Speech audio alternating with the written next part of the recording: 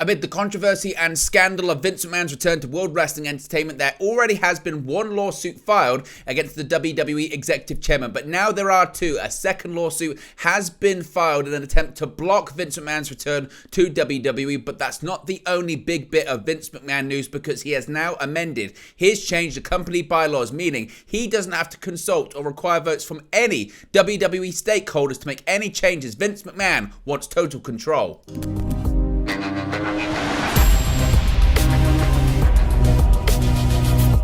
Hey guys, welcome back to Wrestling News 365. Hope everyone is doing very well. As always, there are plenty of news stories to get into in the world of World Wrestling Entertainment. And the biggest story right now, of course, is Vince McMahon's return to WWE, the ongoing sale of the company, exploration of strategic alternatives, Comcast, Disney, the Saudi PIF, all circling around possibly looking to buy WWE, in addition to the owners of All Elite Wrestling, the Khan family, lawsuits, Game of Thrones-esque scandal, Succession-level scandal, resignations.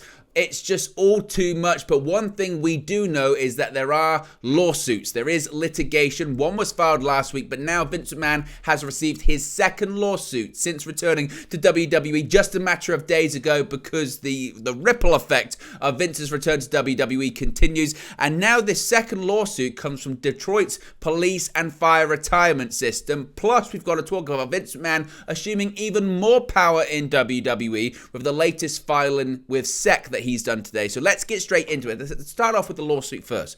Detroit's police and fire retirement system sued WWE Executive Chairman Vince McMahon last Thursday, seeking a declaration that would effectively block the 77-year-old billionaire from regaining control of WWE's board of directors and prevent him from expediting a sale of the organization. The retirement system requests that its complaint, which was filed in Delaware's Court of Chancery, be recognized as a class action on behalf of other WWE stockholders. The complaint could slow a potential sale of WWE, which has an enterprise value of $8.6 billion, according to Sportico's estimates. The complaint argues that McMahon has breached fiduciary duties as controlling stockholder by trying to, quote, impose his personal will on WWE and its board by purporting to adopt a package of invalid and equitable bylaw amendments that would hamstring the board from making critical business decisions. Although McMahon owns approximately 39% of WWE's equity, he enjoys far greater stockholder power due to the company's financial configurations. According to the complaint, McMahon owns about 92% of outstanding Class B shares, which contain 10 votes per share, whereas Class A shares only hold 1 vote per share. Overall, the complaint asserts, quote, McMahon controls 81% of WWE's total voting power.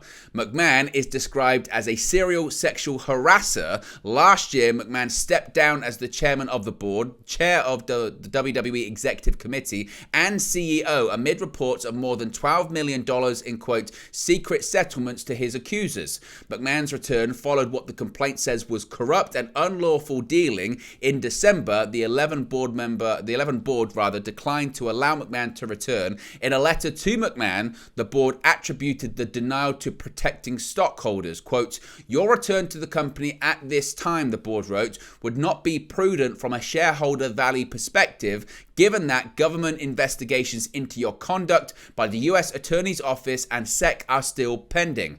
But in January, McMahon executed a written consent to remove and replace 3 directors with himself, and the complaint says, quote, 2 cronies to modify WWE's bylaws so that they require stockholder approval, among other things, transactions involving media rights. We're going to talk about those amendments in just a second, because those changes and modifications to the bylaws have now been changed and are even more rigid and even more all-powering to McMahon himself. WWE's media rights deals are set to expire in 2024. McMahon is accused of using his control over company stock as leverage for threatening to, quote, withhold support from for media rights negotiations and, quote, hold hostage unless he was reinstalled to the company. As the police and fire system touts it, McMahon's moves run afoul of both Section 141 of the Delaware General Corporation Law and WWE's charter, altering the company's governance structure in the absence of bargain for exchange between WWE and McMahon. The system asserts, quote, usurps the power of the board over critical corporate management functions and vests it solely in McMahon in his capacity as a stockholder, end quote. Neither Delaware law or WWE's charter permits the kind of transfer of power the system says occurred, and the system wants a declaration the consent is now void. The system complaints follows a nearly identical complaint filed on January 10 by a WWE stockholder named Scott Fellows. So you may have been listening to me talk there saying, oh, it's the same lawsuit. No, it's a different lawsuit, even though the verbiage used and the phrasing used and the terminology used is exactly the same, because in their mind, in Scott Fellows' eyes, and in also the Detroit Police and Fire Retirement System's eyes, Vince McMahon's broken the same law. Therefore, these are both, or they both want to be class action lawsuits so other people can go in. So Scott Fellows and the Detroit cops have seen the same thing here and said, wait a minute, in Delaware, that's illegal. According to WWE's charter, that's illegal. So we've now got two lawsuits, and if one leads to two, possibly it could lead to even more. Now, attorneys from Labaton, Suchero, Friedlander, and Goris and Keschler Law represent the Police and Fire Fund and Fellows too. WWE did not respond to a request for comment. However, expect attorneys for the company to insist that none of McMahon's moves violated the law. While McMahon may have acted aggressively, the company could maintain that the board retains sufficient decision-making authority. It could also argue that McMahon's power reflects a lawful circumstance, his ownership of the stock. One worry for the WWE is that stockholder litigation can take time to play out in court. The two complaints could complicate any sale and require contractual assurances that may alter the sale price. So again, the feeling could be that this could be a set of lawsuits which they know they're not probably going to win. Vince McMahon is the majority shareholder. Vince McMahon does have the majority of the voting power, but what it could do is slow down or certainly put off any potential buyers of WWE, which in essence could piss off Vince McMahon. It could be a thing to piss off Vince McMahon, or you could have legitimate attorneys saying, no, he's violated law in Delaware, he's violated his own company charter, we've got him here. And this isn't the first time we've heard about possible litigation in Vince McMahon's future. When all of this was going on, back in July of last year, when the scandal was really June of last year, when the scandal erupted surrounding Vince McMahon about these hush money payments, there were several law practices circling the company, talking to people, talking about possible litigation regarding the people that receive these hush money payments, or people that were suggesting that the WWE stakeholders and stockholders allegedly could have been defrauded because they didn't know how these hush money payments were being spent, or how this money was being spent. Now, granted, the hush money payments did come from Vince McMahon's own personal wealth, but they were to the benefit of WWE, and as a stakeholder in the business, they should have been made aware of it. Of course, with the financial filings as well, for several years, they made no reference, and they wouldn't even acknowledge these payments, even though they were to the benefit of WWE and should have been at least filed as an expense,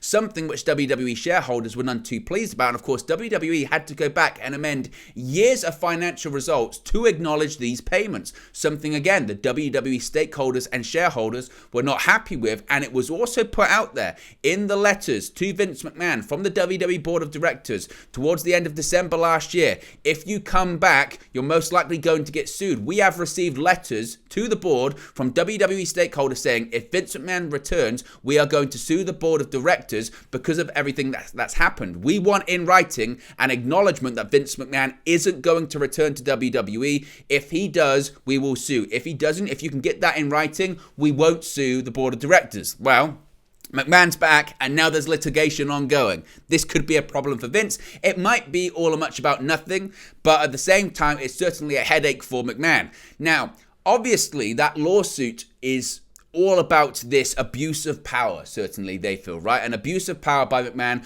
bulldozing his way back into WWE, holding the company hostage, holding the board of directors ransom, saying, I'm going to basically blockade any possible sale, any negotiations of media rights until I get back in the business. So he forced his way back in. Well, there has been a concern, certainly, that with McMahon back in, he's gradually more and more assuming more power in the company. Of course, previously when he retired, I use that in inverted quotation marks there, but when he retired, he was the chairman, the CEO, and the head of creative. Now he's come back. Initially, he was just on the board of directors. Then he was elected as executive chairman. Tick. He's not the CEO, that's currently Nick Khan, and he's not the head of creative, that's currently Paul Triple H Levesque. But the general consensus has been, well, if he's back in the company, if he's the executive chairman of the board of directors, if he has the majority of voting power and the majority of the stock in the company, he can do whatever he wants, especially when it comes to getting the required votes from the board of directors. Previously, the pushback was,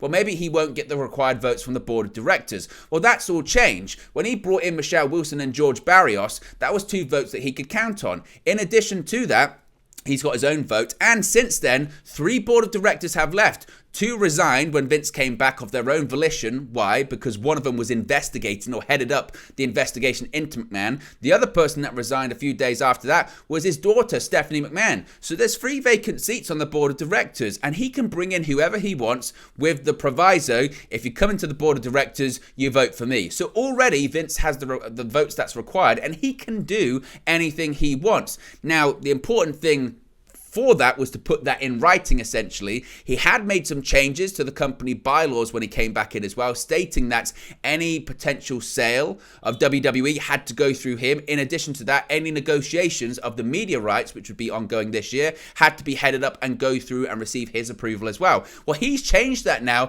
and his scope of everything going through him has got so much wider now. It's not just a case of any sale of WWE has to go through him, or any media rights negotiations has to go through him. Now everything has to go through him, and he doesn't need approval from anyone. Vince, if he wasn't in full control anyway, he now is. He controls everything in WWE again. It's really, when you look into it, a bombshell filing and amendment to the company bylaws that he's already changed. Now, WWE made a new SEC filing today, January 17, 2023, stating that, as of yesterday, Vince McMahon no longer needs stockholders' approval for his actions. This reads as following, and it's very, very, very, very interesting. This is an introductory note on the filing. On January 5th, 2023, Vincent K. McMahon, the controlling stockholder of World Wrestling Entertainment, executed and delivered a written consent, taking certain actions by consent without a meeting in accordance with Section 228 in the General Corporation Law of the State of Delaware, resulting in, among other things, the election of Mr. McMahon to the board of directors of the company and certain amendments to the company bylaws that Mr. McMahon indicated were intended to ensure that the company's corporate governance continued to properly enable and support stockholder rights. On January 6, 2023, the company issued a press release providing an update regarding the composition of its board, including Mr. McMahon's return to the board and the company's intention to explore strategic alternatives with the goal to maximize value for all stockholders of the company. On January 9, 2023, the board elected Mr. McMahon as executive chairman of the board. Subsequently, Mr. McMahon informed the company of his view that there is substantial alignment among the board and management concerning the decision to conduct a review of strategic alternatives amid the company's upcoming media rights cycle, and that the company's corporate governance will properly enable and support stockholder rights. In light of the foregoing, on January 16, 2023, Mr. McMahon, in his capacity as the controlling stockholder of the company, executed and delivered a written consent, taking certain actions by consent without a meeting in accordance with Section 228 of the DGCL to subsequently repeal the January 5th amendments, basically saying he's going to take them back as further described below in item 5.03. No further approval of the stockholders of the company is required to approve any of the actions taken by Mr. McMahon pursuant to the January 16 consent. Once again, no further approval of the stockholders of the company is required to approve any of the actions taken by Mr. McMahon pursuant to the January 16 consent. Basically, Vince can do whatever he wants. The voting system is gone. Pursuant to the rules adopted by the U.S. Securities and Exchange Commission under the Securities Exchange Act of 1934, as amended, the company expects to file with SEC and thereafter mail to its stockholders an information statement as required by Schedule 14C, promulgated under the Exchange Act to provide stockholders with information concerning the January 5th consent and January 16th consent. The Schedule 14C will also constitute notice to the stockholders in accordance with Section 228 of the DGCA of the actions taken by the January 5th consent and the January 16th consent as well. So basically, again, it goes on to basically state that McMahon, he has repealed all of the amendments that were made on January 5th, and those new ones are put in, essentially saying that Vince McMahon can do whatever he wants. And again, the interesting thing with all of this is, as I said earlier on today, in the earlier WWE News video that we did earlier today, usually we do about 2 videos a day. It's WWE News, AEW News, sort of around coming out of over here in the UK, 12 p.m. UK time, which is 7 a.m. Eastern time, then around 8 p.m. UK time, GMT, over in the United States on the Eastern time, that's around 3 o'clock. Usually it's WWE AEW news video. We just literally did the WWE news video earlier today, and now all of this Vince stuff came out. But I spoke about in that one that last night on Raw, prior to Raw rather, Paul Levesque, Triple H, told WWE talent in a meeting before Raw and before SmackDown that nothing would change on the creative side of things and he would still be that person heading up. Now, he did say, he covered his tracks by saying he and McMahon would, quote, have discussions or may have discussions, but Levesque is the one making the final decisions. However, it's worth remembering that WWE did hold a meeting with employees, not talent, a week earlier, and the message was business as usual, and that no management would be changing. But then, Stephanie McMahon resigned just days later, so it seems even what's being said in the meetings is a fluid situation and things may change, especially now with the fact that Vince, he doesn't need approval. He can do whatever he wants. Tomorrow, if Vince McMahon, or right now, because it's the company bylaw has been changed, it's been filed, right now, as of this moment, if Vince McMahon decided, I want to be in charge of creative, he can just do it. He can just do it. Anything has to go through him. Any decision has to go through him. He has to sign off it. And he can do what he wants. He doesn't need approval from anyone else in the company. In a way, in a shocking way, Vince McMahon now has more power at his disposal than he had when just before he retired. Yes, he was the executive chairman then. Yes, he was the CEO. Yes, he was the head of creative. But he can be all of those things tomorrow if he wants to be. So for all of those people that when Vince McMahon came back said, no, he's only going to just facilitate a sale of the company. No, he's just going to negotiate the media rights. No, he's not going to get involved in creative. Just wait. I said at the time, just wait, because he can't help himself. This is all being part of a bigger plan. Ever since July last year, he's been planning this. Ever since the investigation from his own company closed in November, that's when the plan went into action. He said it himself. He said it himself in those emails and letters to the board. He said once the investigation closed into him, he realized, I can come back now. And once he's realized, actually, you know what? People might sue, but I don't care. I'm 77. It's my company, damn it. Nobody can run it without me. And I don't even think he cares if the stock price went up in his absence. I don't think he cares that critically the shows were more acclaimed in his absence. I don't think he cares that ticket sales are up as well. What he cares about is power and control. I don't even think he cares about selling the company. I won't be shocked if WWE's not sold because it doesn't need to be. The company doesn't need to be sold at this point. My feeling was initially that it was just a means to an end. I'll sell the company. That's the ace up my sleeve. In case this plan that he's trying to execute now doesn't work, it was, well, I'll sell the company and I'll sell it to whoever puts me in charge. That's what I'll do. But as of right now, he doesn't even need to do that. He can do anything he wants. He doesn't need to sell the company to be in charge. He already is. He already is again. And just like that, 17 days in to 2023, Vince McMahon's in charge because with those changes to the company bylaws, it's already over. And yes, he's being sued twice in the state of Delaware. And yes, maybe he has violated Delaware law. Maybe he has violated his own company's charter. He'll change the charter. He'll pay him off in court. And even if that's not the case, I don't think he particularly cares or could slow down a sale. Maybe he doesn't want to sell the company. All Vince McMahon wants is power and control. And he's got it back like that. So for all of those people that said, no, he's not going to do it, he's not going to be in charge of creative, just you wait, because it's coming. It's absolutely coming. And those talent, if they were in those meetings before SmackDown or before Raw, and Triple H was trying to reassure them, nothing's changes, business as usual. Well, it's going to be business as usual, but business as usual for the last 4 decades with Vince McMahon, because that's what it's going to be soon. I have no doubt in my mind about it. And maybe these lawsuits are the last Hail Mary attempt to try and block it. And that's all it will be, block it. Because again, ultimately, it's Vince's company. He can kind of do what he wants. I don't know.